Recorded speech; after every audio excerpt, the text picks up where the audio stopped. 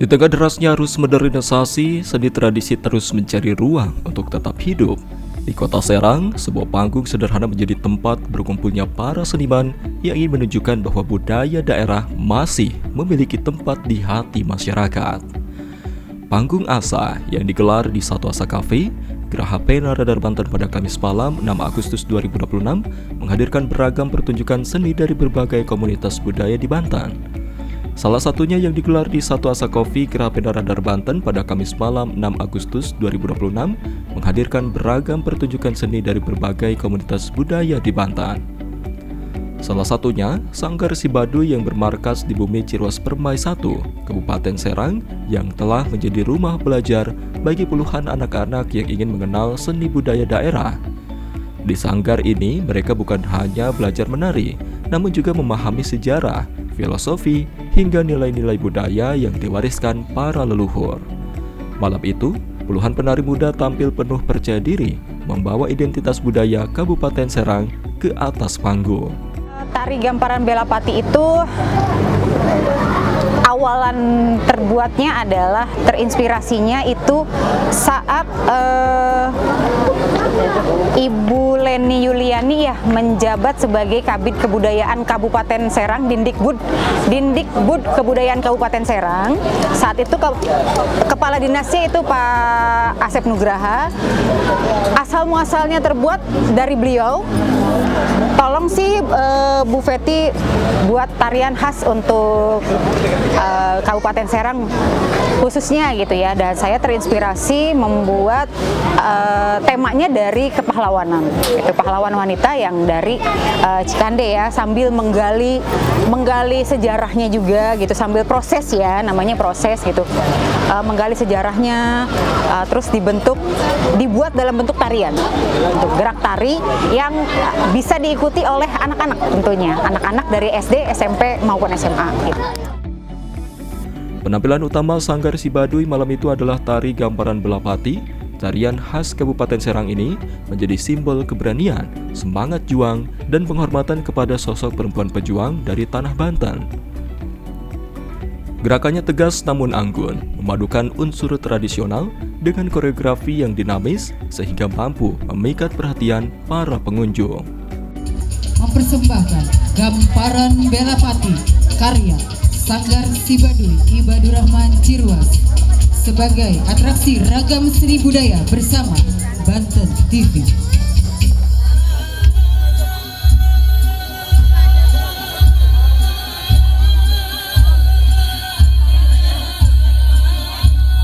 Kami tidak akan pernah menyerah. Kami tidak pernah berkhianat demi membela negara, khususnya untuk Kabupaten Serang.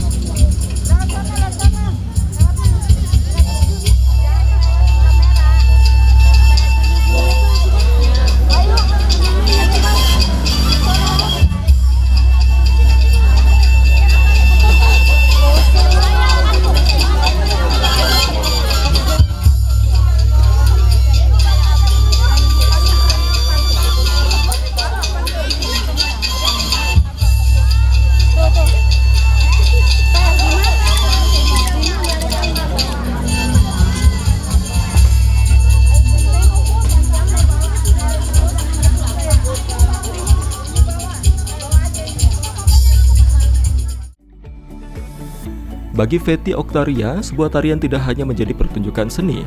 Di balik setiap gerakan terdapat proses panjang penelitian sejarah, penggalian budaya, hingga penyusunan koreografi agar pesan yang ingin disampaikan dapat diterima oleh masyarakat.